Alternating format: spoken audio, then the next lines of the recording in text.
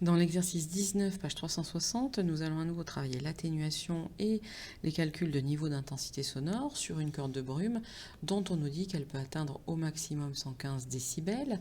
Ça va nous permettre dans la question 1 de déterminer l'intensité sonore maximale du son émis par la corde de brume, donc intensité sonore maximale qui correspond au niveau d'intensité sonore maximale pouvant être atteint. Donc je vais utiliser la relation que l'on a dans le cours. Si on nous l'avait demandé, on l'aurait redémontré. Là, ça n'est pas le cas.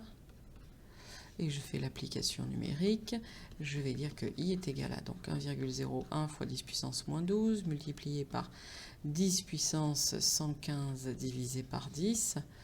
Et ça nous donne 1 fois 10 puissance moins 12 multiplié par... Donc là, je vais utiliser la touche inverse du log, vu que je vais avoir une puissance décimale. 115 divisé par 10, ça fait 11,5. Et ça nous donne... Alors, je vais conserver les trois chiffres significatifs des 115 décibels. Donc 0,316 watts par mètre carré.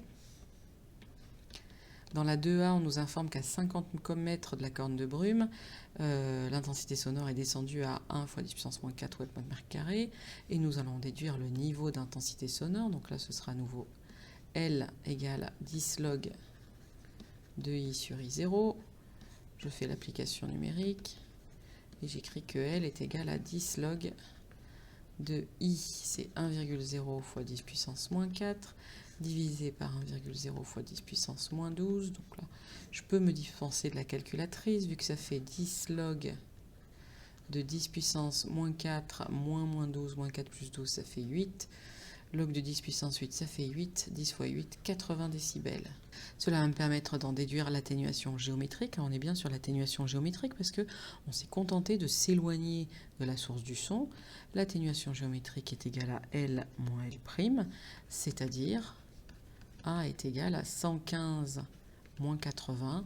Nous avons une atténuation de 35 décibels.